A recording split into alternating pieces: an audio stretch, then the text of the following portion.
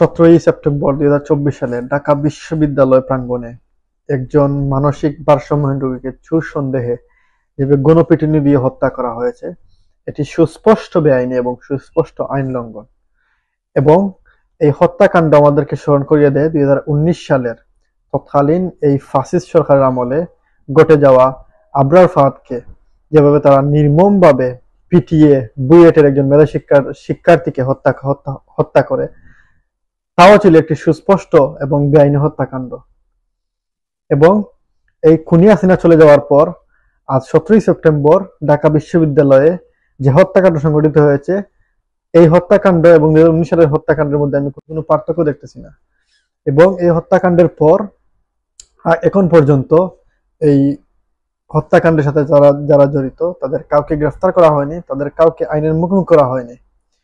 এবং চোর সন্দেহে আপনি কাউকে এভাবে পিটিয়ে হত্যা করতে পারেন না।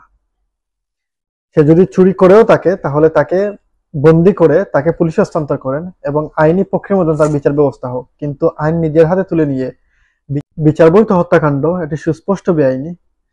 এবং we want justice for this unlawful killing in Bangladesh.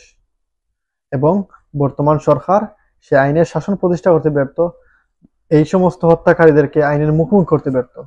তাই অনতিবিলম্বে এ সমস্ত খুনিদেরকে গ্রেফতার করে আইনের মুখোমুখি করতে হবে, তা না হলে এইরকম বিচার বহির্ভূত হত্যাকাণ্ড দিন দিন আরো বেড়েই চলবে।